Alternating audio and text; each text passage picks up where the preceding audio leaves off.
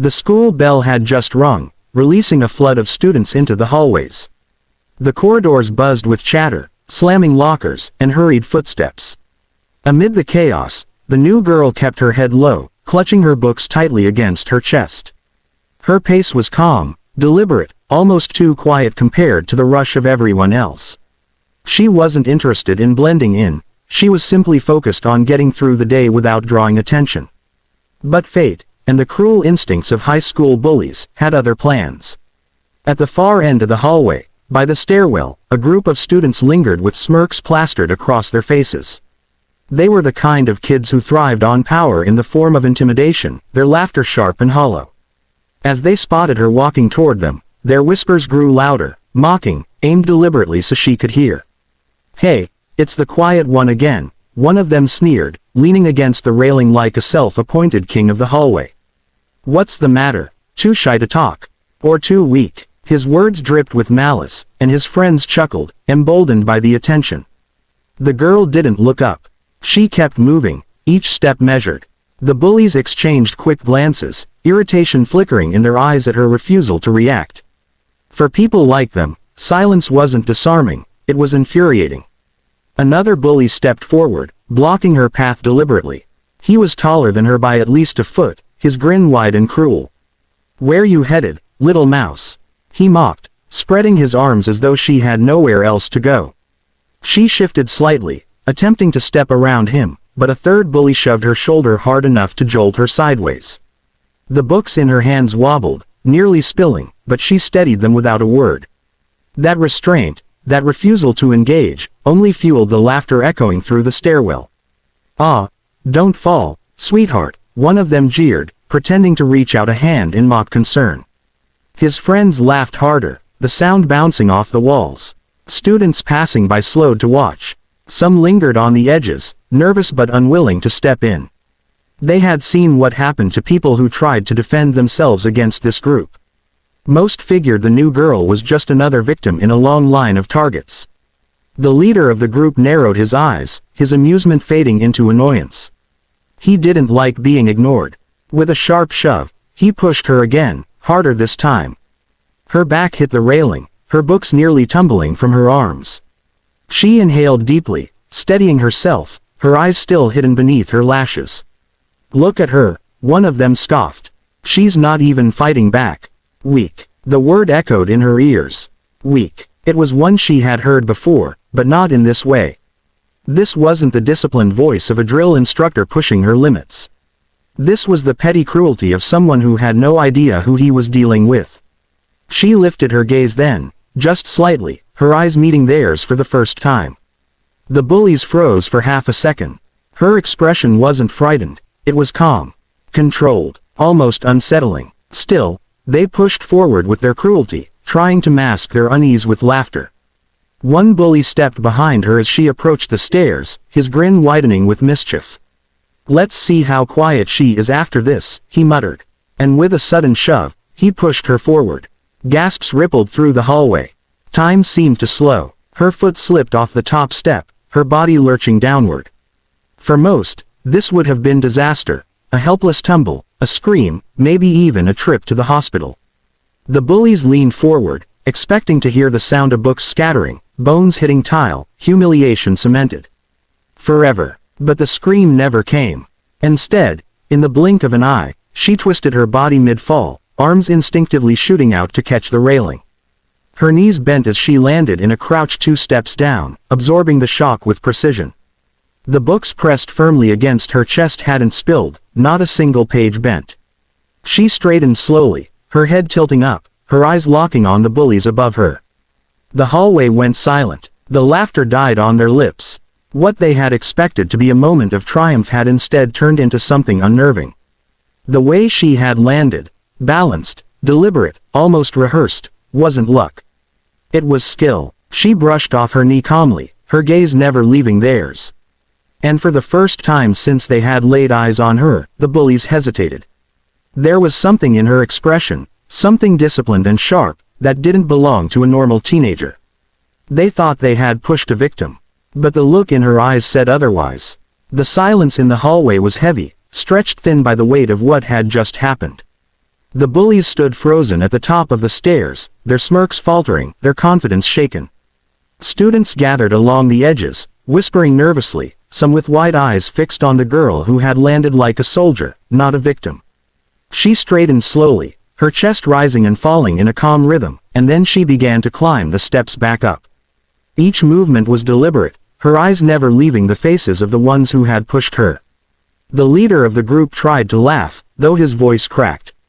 "Lucky catch," he muttered, hoping to reclaim his swagger. "Let's see if you can do that again." His friends chuckled weakly, but the sound didn't carry the same sharpness as before. There was something different now, something about her calm, unwavering stare that unsettled them. When she reached the top step, she stopped only a few feet away. Her books were still clutched tightly against her chest, but she shifted her weight slightly, loosening her shoulders as though preparing for something. The leader took a step closer, puffing out his chest. "What's the matter, huh? Cat got your tongue?" She didn't answer. Instead, her silence pressed down harder than any insult. The crowd held its breath. Then one of the bullies, the tallest of the group, shoved her again, this time with both hands. But she didn't stumble. She dropped her books in a single fluid motion, her hands free in an instant, and pivoted on her heel. The bully's own momentum carried him forward, and with a precise movement, she hooked his wrist, twisted, and sent him spinning into the railing. He yelped in shock, clutching his arm, his smirk replaced by pain. Gasps rippled through the hallway. Some of the students cheered under their breath, while others stood stunned, unable to process what they had just seen. The girl didn't move like someone who had lashed out recklessly. Her movements were efficient, practiced, like muscle memory. The second bully, enraged at the humiliation of his friend, charged forward. She sidestepped swiftly, her boot sliding across the tile with military sharpness, and caught him by the collar.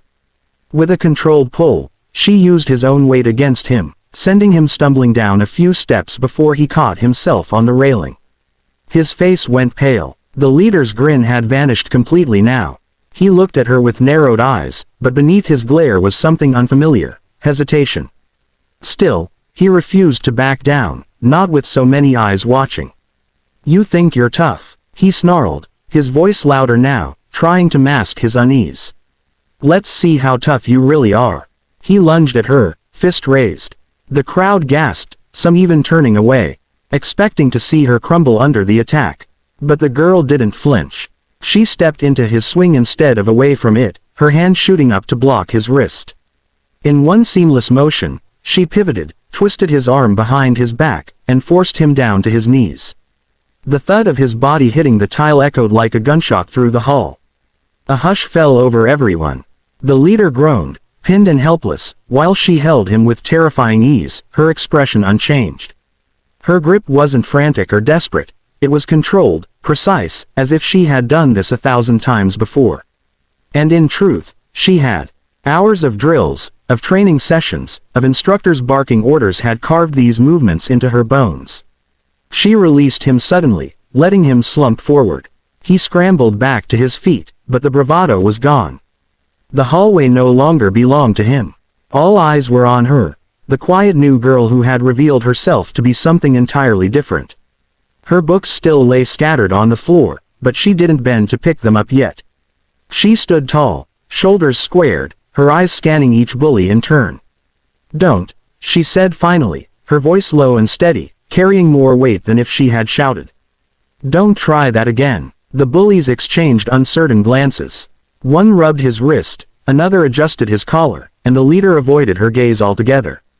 The crowd had shifted too. Students who once watched silently were now murmuring, some with awe, others with excitement. Phones had appeared, recording the moment, the clicks and flashes capturing the beginning of a story that would no doubt spread far beyond those walls. The bullies tried to mask their defeat with mutters of, "We'll get you later," but their voices lacked conviction. They backed away, melting into the crowd, their swagger gone. For the first time, they looked like what they really were. Scared kids who had underestimated the wrong person. The girl finally stooped down, calmly gathering her books from the floor. She didn't rush, didn't smile, didn't gloat. She stacked them neatly, cradled them in her arms, and walked through the parted sea of students who now stared at her with a mix of admiration and disbelief. She hadn't wanted this attention. She hadn't come here to show anyone who she was. But when they pushed her, literally, they had forced her hand.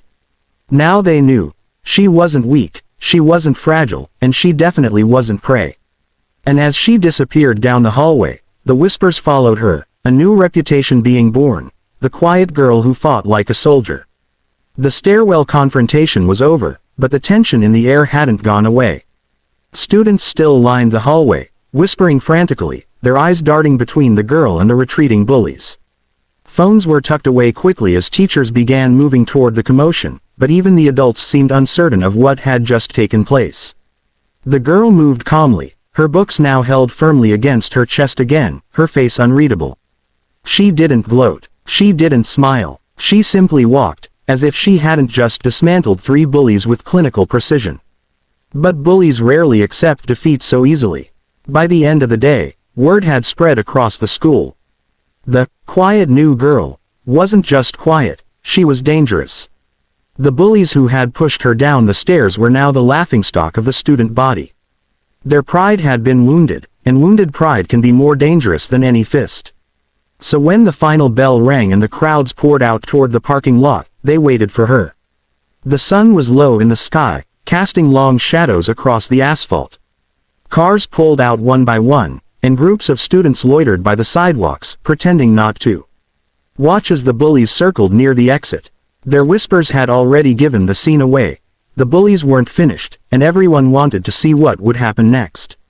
She appeared from the side entrance, walking with the same deliberate calmness she had carried all day. Her backpack was slung over one shoulder, her steps steady, her gaze forward. She saw them waiting. Of course she did, but she didn't flinch. She didn't even slow down. The leader of the bullies stepped forward, his jaw tight, his hands balled into fists. He had spent the entire afternoon reliving his humiliation, and the sting of it had burned hotter each time. "Thought you could make a fool out of us, huh?" He spat, loud enough for everyone nearby to hear. His friends closed in on either side of her, forming a semicircle. She stopped then, adjusting the strap of her backpack. Her eyes scanned them, one by one, and then lifted to the crowd gathering in the distance. Dozens of students were watching. She knew what this meant. If she walked away now, they'd only keep coming. If she stood her ground, the truth about her would no longer be a secret. The leader lunged first, swinging a wild punch. She shifted effortlessly, dropping her backpack to the ground with a thud. His fist cut through empty air, and in the same breath, she caught his arm, turned her body, and flipped him onto the pavement. The sound of his back hitting the ground sent a ripple of gasps through the crowd. Another charged at her from behind, but she was already moving. She ducked low, swept her leg out, and sent him sprawling onto the asphalt, his body skidding against the rough surface. Before he could even push himself up, she was on her feet again, squaring off with the third. This one hesitated, his bravado fading as quickly as the blood drained from his face. He raised his hands defensively, but the crowd's taunts pushed him forward. "Don't just stand there," someone shouted. He lunged half-heartedly, and she stopped him with a single strike, sharp, precise, and controlled. He staggered back, clutching his stomach, his breath stolen. The parking lot erupted in chaos, cheers, shouts, phones flashing as everyone scrambled to capture the moment. But she didn't bask in it. She didn't even look at the crowd.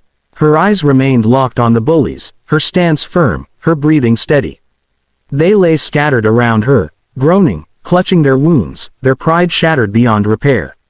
She crouched briefly, gathering her backpack, then straightened. "This ends here," she said, her voice carrying like a command.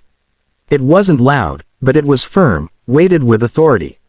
The kind of tone that demanded obedience. The bullies didn't argue. They scrambled to their feet, muttering curses under their breath, but none dared to come at her again. They staggered away, their heads down, their humiliation complete. The students who had watched stood in stunned silence, then broke into cheers that rolled across the lot like thunder. Some shouted her name, though most still didn't even know it. Others whispered in awe, their voices tinged with disbelief. "She fights like a soldier," someone muttered. "No, like she was a soldier." And then came the twist, the piece that turned whispers into legend. Among the crowd was a teacher, an older man who had once served in the military. His eyes had narrowed as he watched her movements, each strike, each block, each perfectly executed counter. When she caught his gaze, he nodded slightly, as though he knew exactly who she was, or at least, who had trained her. She didn't return the nod. She simply slung her backpack over her shoulder and walked out of the parking lot, the crowd parting for her like she was untouchable. And in a way, she was. By the next day, the story had grown into something larger than life. The quiet girl who no one noticed had become the student everyone whispered about. Rumors spread. Some said she had been in military school, others that her parents were elite soldiers, still others that she had served herself in some secret program. No one knew the truth, and she never offered it. But the bullies knew one thing for certain: she wasn't just another target. She was something they couldn't control, couldn't intimidate, couldn't defeat. And from that day forward, whenever she walked through the halls, the crowd moved aside. Because they had learned the hard way, she wasn't just strong. She was trained.